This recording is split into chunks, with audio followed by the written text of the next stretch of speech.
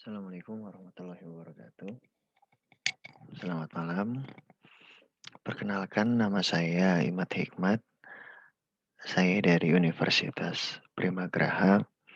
Di sini saya akan menjelaskan sedikit hasil summary atau resume materi dari Dr. Syihabuddin MSI, yaitu tentang teori belajar dan motivasi belajar. Resume ini saya buat terkait dengan tugas dari workshop pekerja nasional di tahun 2021. Oke, sebelum masuk ke materi, di sini saya ingin menjelaskan sedikit tentang learning outcomes yang disampaikan oleh Bapak Dr. Syihabuddin. Yang pertama yaitu mampu memahami teori belajar. Yang kedua, learning outcomes-nya yaitu mampu menjelaskan implementasi teori belajar di perguruan tinggi. Kemudian yang ketiga, mampu menerapkan teori belajar dalam penyusunan RPS dan RPP untuk kuliah yang diampu. Oke, kita lanjut ke resume atau materi. Nah, yang pertama di sini yaitu definisi teori belajar. Teori belajar di sini didefinisikan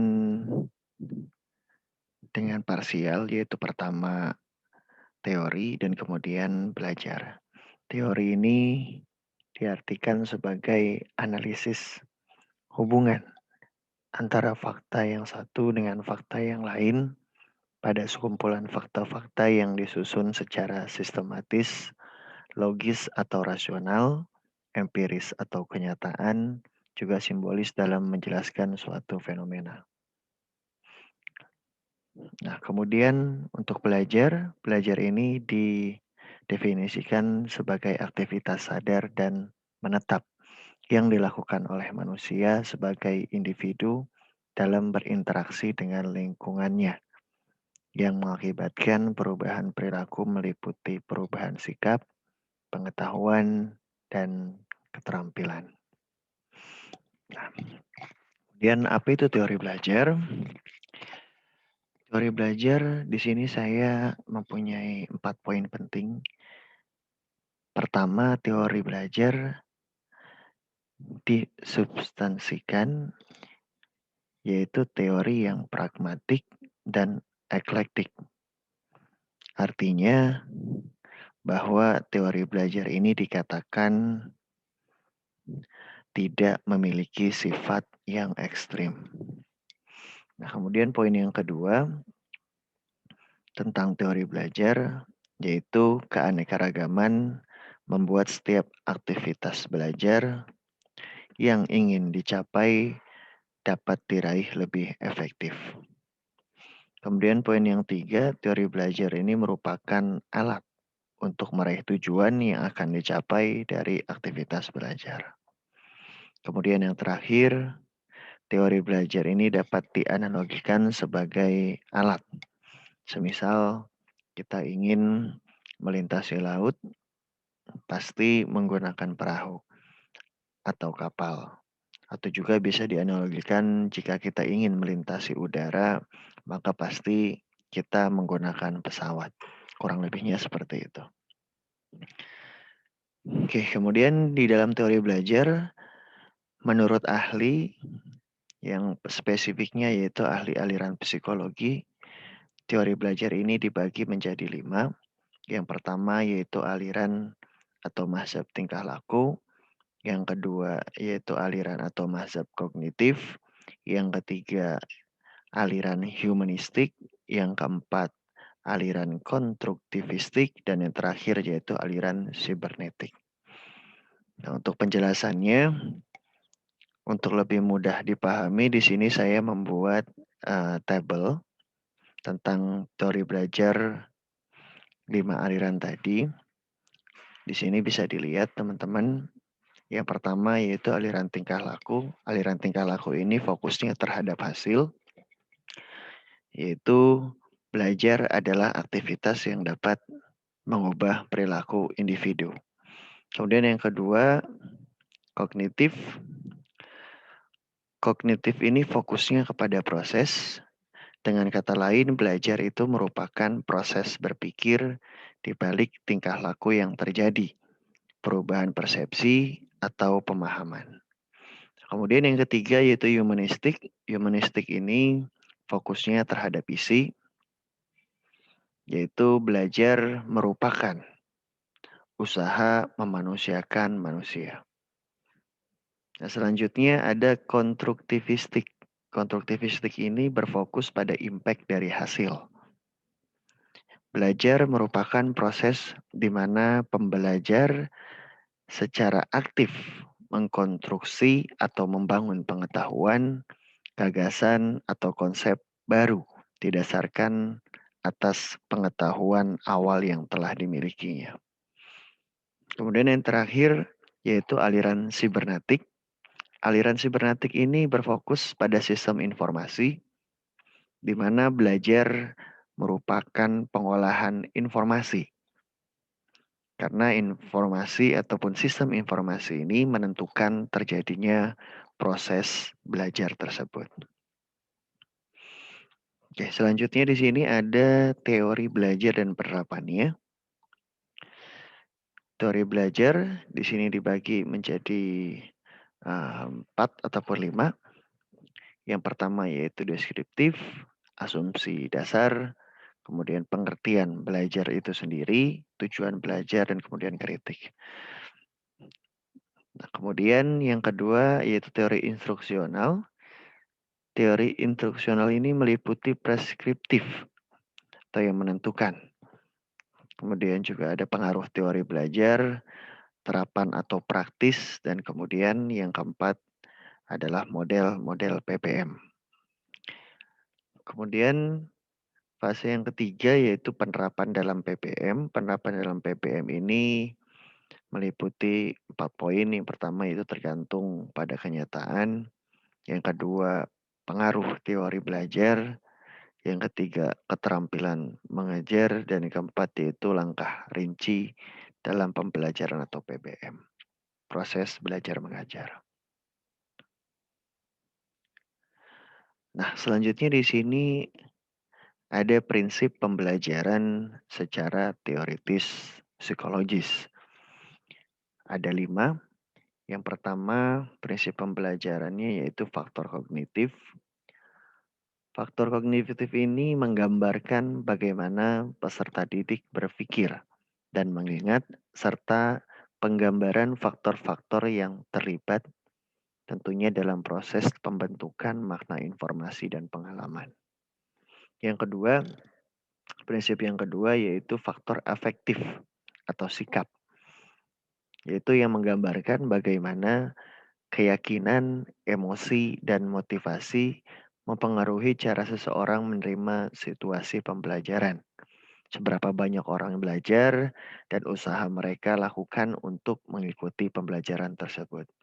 Nah, kondisi emosi seseorang ini, keyakinannya tentang kompetensi pribadinya, harapannya terhadap kesuksesan, minat pribadi, dan tujuan belajar. Semua itu mempengaruhi bagaimana motivasi peserta didik untuk belajar. Yang ketiga, itu ada faktor perkembangan.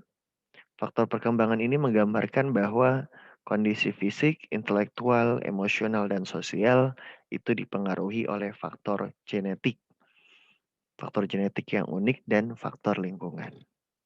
Yang keempat, ada faktor pribadi dan sosial, yaitu menggambarkan bagaimana orang lain berperan dalam proses pembelajaran dan cara-cara orang belajar dalam kelompok. Prinsip ini cenderung mencerminkan bahwa dalam interaksi sosial, orang akan saling belajar dan dapat saling menolong melalui saling berbagai perspektif individual. Dengan kata lain, adanya perspektif individual tersebut membuat orang akan saling belajar dan dapat saling tolong-menolong. Kemudian yang kelima atau yang terakhir yaitu faktor perbedaan individual. Ini menggambarkan bagaimana latar belakang individu yang unik dan kapasitas masing-masing berpengaruh dalam proses pembelajaran di masyarakat. Nah, itulah kelima prinsip pembelajaran secara teoritis psikologis. Nah, lanjut ke bagian yang kedua yaitu motivasi. Apa itu motivasi? Motivasi di sini diartikan yaitu sebuah dorongan, hasrat ataupun minat yang begitu besar di dalam diri untuk mencapai suatu keinginan, cita-cita, dan tentunya tujuan tertentu. Adanya motivasi ini akan membuat individu tentunya berusaha sekuat tenaga untuk mencapai yang diinginkannya. Nah, ini ada 3 macam teori-teori motivasi. Yang pertamanya itu teori hierarki kebutuhan, atau lebih lengkapnya teori hierarki kebutuhan Maslow. Kemudian yang kedua ada teori 2 faktor X dan Y. Kemudian yang ketiga ada teori kebutuhan dari McClellan. Nah, ini untuk teori hierarki kebutuhan.